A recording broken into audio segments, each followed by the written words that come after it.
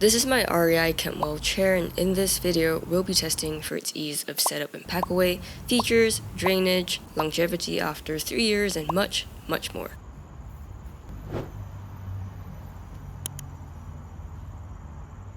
Before we get into the setup, just take note that I've lost the original carry bag. So this blue carry bag that you see here is from another of my REI chairs. One tip here is to stand the carry bag up and pull down on the bag. I'm not very strong, so I find this to be the easiest way for me. Now, these are the armrests. These are for the back of the chair, so just grab opposite ends, pull it open, and it's basically all done.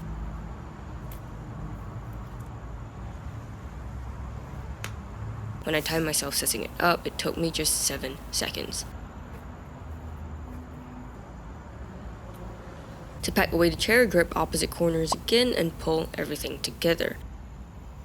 Next, if you're not strong like me, you'll want to lay it flat on the ground to do so. It's much easier to get the feet into the bag this way. When the chair frame is back in, stand it up and fold the rest in.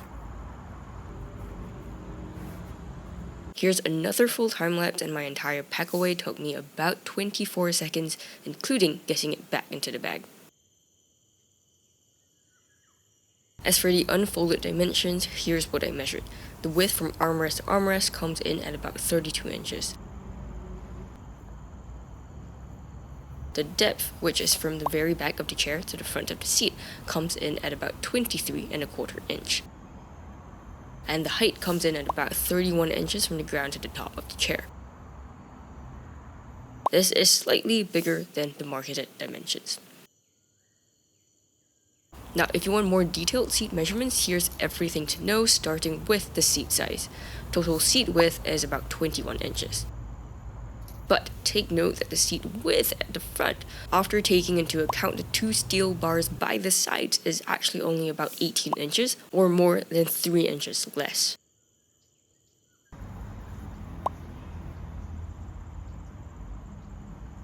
So, this might give you a little less space than what you were expecting.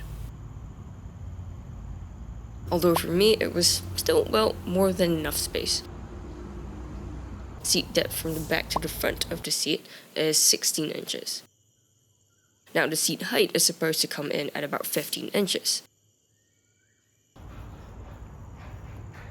So when you measure the seat height from the front of the chair, it really does come in at almost 15 inches, 14½ inches to be exact. But take note that after you sit down and you take the height from the ground upwards to where you're sitting down, that comes in at only about 11¼ inch. So the seat actually sinks down by about 3¼ inch.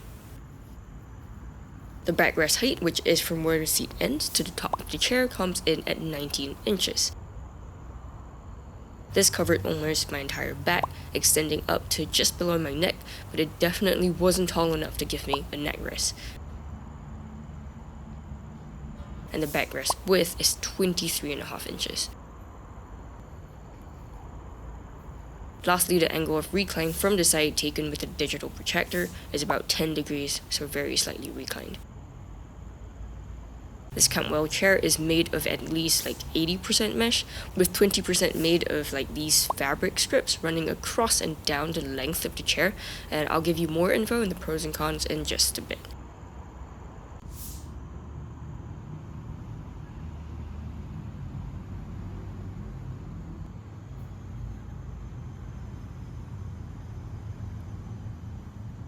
Moving on to features, one feature this chair has are armrests.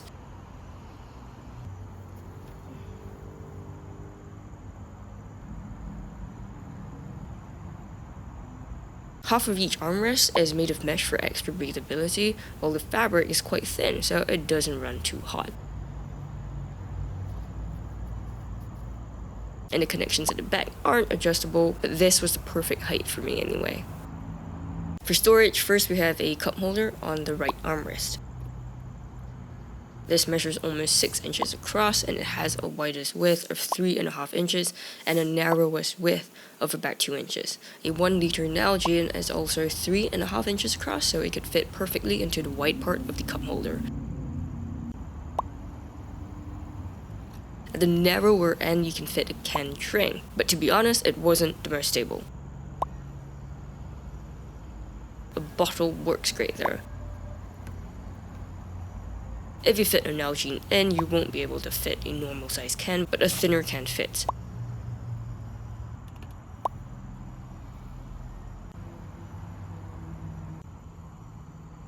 On the left armrest, we have a drop-down pocket.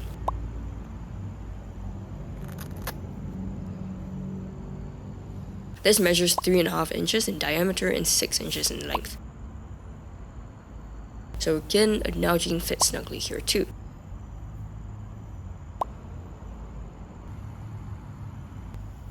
Or you can fit your phone or other small valuables in, and you can cinch the pocket to keep it inside. If you don't want to use the pocket, you can stow it away. There's a Velcro on the underside of the armrest for doing so. As for materials, the seat is made of nylon mesh reinforced with fabric strips, and these fabric strips are made of ripstop polyester. The frame is made of steel with poles that come in at about 0.6 inches thick.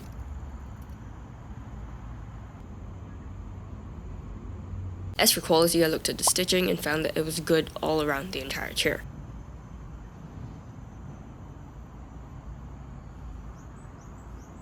The pole structure is the standard X-pole structure that most chairs have. The feet are also standard size, but overall stability is good. Next, for longevity, I bought this chair back in I think July 2022, back when it was known as the Camp X chair, I think. So that's about 3.5 years now, and so far it's seen many weeks of rain and hot sun. The fabric is still great, no loose stitching, but if you look at the poles, they are starting to see a little bit of rust. None of the poles have broken though, and it's still perfectly functional, and I still continue to use it. One small con, the fabric over the cinch for the drop-down pocket has broken down, but otherwise everything else still works great. As for portability, since I lost the carry bag and had to take it from another of my REI chairs, everything here will be without the carry bag. Pack size dimensions come in at about 32.5 inches for the length of the chair, 6 inches for the width of the poles, and 7 inches for the width of the fabric and the poles. Overall, it packs down to about 26% longer than a 2-person tin. My original carry bag also had a shoulder strap, and the weight of the chair alone comes in at 7.6 pounds. The carry bag is estimated to weigh about 0.4 pounds, so this brings the total weight to about 8 pounds. One of my favorite pros of the REI Campwell is that it's made of so much mesh. Out of the 20 camp chairs that I've bought and tested, here's a very short list of chairs with the most mesh, and the REI is definitely one of the most. And even its armrests are made of at least 50% mesh. In fact, when I sat in this chair for an hour, the temperature of the mesh barely rose at all. The fabric went up by twice as much. Exact test results will be on screen, and overall, this chair was very breathable even on super hot summer days. Also, during a heavy rainstorm and this chair got completely soaked, it actually drained the water very quickly and took only about 2 hours to completely dry.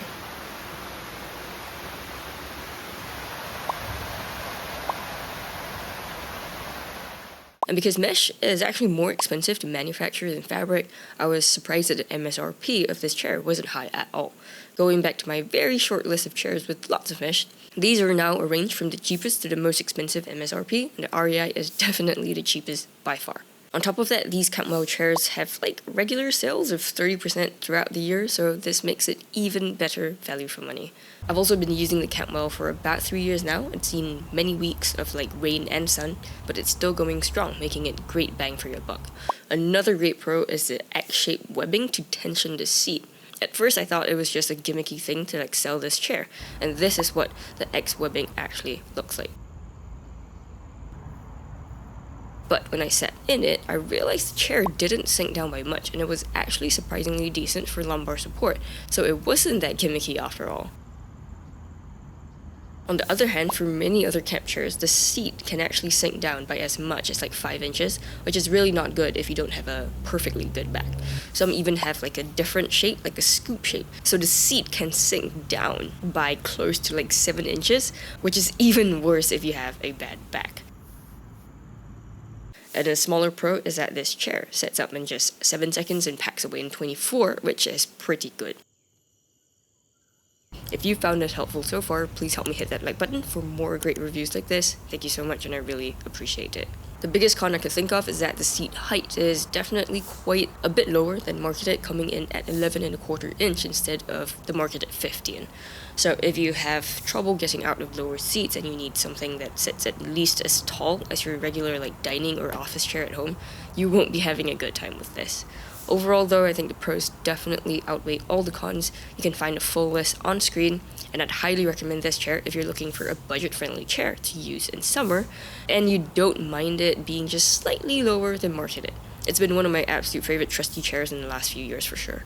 If you haven't made up your mind yet though, I actually bought and tested 20 different chairs in this video on screen, so do check that out. Thank you so much for watching, and I'll see you in that one.